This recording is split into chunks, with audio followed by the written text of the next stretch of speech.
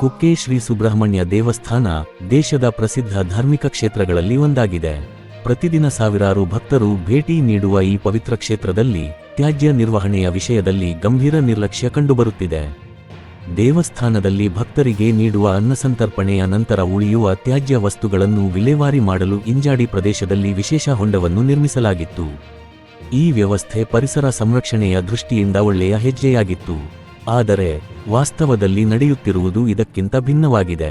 ಹೊಂಡ ಖಾಲಿಯಾಗಿದ್ದರೂ ಅದರ ಬಳಿಯೇ ಸುಮಾರು 1 ಎಕರೆ ಪ್ರದೇಶದಲ್ಲಿ ಪ್ಲಾಸ್ಟಿಕ್ ತ್ಯಾಜ್ಯ, ಬಾಟಲಿಗಳು, ಊಟದ ತಟ್ಟೆಗಳು ಸೇರಿದಂತೆ ಅನೇಕ ನಿರುಪಯುಕ್ತ ವಸ್ತುಗಳನ್ನು ಟ್ರ್ಯಾಕ್ಟರ್ ಮೂಲಕ ತಂದು ಸುರಿದಿದ್ದಾರೆ.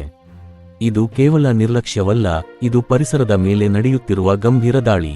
ಸದ್ಯ ಇನ್ನೊಂದೆಡೆ ಇಂಜಾಡಿ ಪಾರ್ಕಿಂಗ್ ಜಾಗದಲ್ಲಿ ತ್ಯಾಜ್ಯ ವಸ್ತುಗಳನ್ನು ಟ್ರ್ಯಾಕ್ಟರ್ ಮೂಲಕ ತಂದು ಸುರಿಯುತ್ತಿದ್ದಾರೆ. ಈ ಕಸದ ರಾಶಿಯಿಂದ ದುರ್ವಾಸನೆ ಹರಡುತ್ತಿದ್ದು, ದೇವಸ್ಥಾನಕ್ಕೆ ಬರುವ ಭಕ್ತರು ಹಾಗೂ ವಾಹನಗಳನ್ನು ಪಾರ್ಕ್ ಮಾಡುವ ಪ್ರಯಾಣಿಕರು ತೀವ್ರ ತೊಂದರೆ ಅನುಭವಿಸುತ್ತಿದ್ದಾರೆ.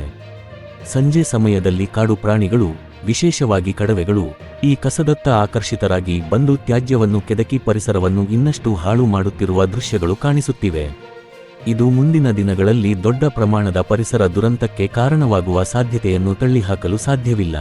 ಇದಲ್ಲದೆ ಈ ತ್ಯಾಜ್ಯವನ್ನು ವಿಲೇವಾರಿ ಮಾಡಲು ಸಮೀಪದಲ್ಲೇ ಸುಬ್ರಹ್ಮಣ್ಯ ಗ್ರಾಮ ಪಂಚಾಯತ್ನ ತ್ಯಾಜ್ಯ ವಿಲೇವಾರಿ ಘಟಕ ಇದ್ದರೂ ಅದನ್ನು ಬಳಸದೇ ಇರುವುದರಿಂದ ಹಲವಾರು ಅನುಮಾನಗಳು ಹುಟ್ಟಿಕೊಂಡಿವೆ.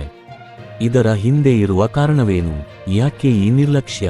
ಇನ್ನೊಂದೆಡೆ ಈ ಪ್ರದೇಶದ ಪಕ್ಕದಲ್ಲೇ ಇರುವ ಖಾಸಗಿ ಬಾರ್ನಿಂದ ಬರುವ ಮದ್ಯಪಾನಿಗಳು ಈ ನಿರ್ಜನ ಪ್ರದೇಶವನ್ನು ದುರುಪಯೋಗಪಡಿಸಿಕೊಳ್ಳುತ್ತಿದ್ದಾರೆ. ಮದ್ಯದ ಬಾಟಲಿಗಳು ಎಲ್ಲೆಲ್ಲೂ ಚದುರಿರುವುದು ಈ ಅಕ್ರಮ ಚಟುವಟಿಕೆಗಳಿಗೆ ಸ್ಪಷ್ಟ ಸಾಕ್ಷಿಯಾಗಿದೆ. ಹಿಂದೆ ಇದ್ದ ರಸ್ತೆ ಮುಚ್ಚಲ್ಪಟ್ಟಿದ್ದರೂ ಈಗ ಕಾಲುದಾರಿ ನಿರ್ಮಿಸಿಕೊಂಡು ಈ ಪ್ರದೇಶಕ್ಕೆ ನಿರಂತರವಾಗಿ ಸಂಚಾರ ನಡೆಯುತ್ತಿದೆ. ಸಂಜೆ ಹೊತ್ತಾದರೆ ಈ ಪ್ರದೇಶ ಮದ್ಯಪಾನಿಗಳ ಅಡ್ಡೆಯಾಗುತ್ತಿದೆ ಎಂಬುದು ಸ್ಥಳೀಯರ ಗಂಭೀರ ಆರೋಪವಾಗಿದೆ.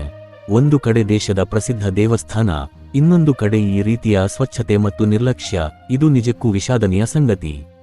ಅತ್ಯಂತ ಹೆಚ್ಚು ಆದಾಯ ಹೊಂದಿರುವ ದೇವಸ್ಥಾನವಾಗಿದ್ದರೂ ತ್ಯಾಜ್ಯ ನಿರ್ವಹಣೆಯಲ್ಲಿ ಇಂತಹ ಅಸಮರ್ಪಕತೆ ಯಾಕೆ?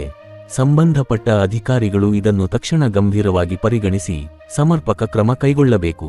ಇಲ್ಲವಾದರೆ ಪರಿಸರ ಮಾಲಿನ್ಯ ಮಾತ್ರವಲ್ಲದೆ ಭಕ್ತರ ಸುರಕ್ಷತೆಗೂ ಭಾರೀ ಅಪಾಯ ಎದುರಾಗುವ ಸಾಧ್ಯತೆ ಇದೆ.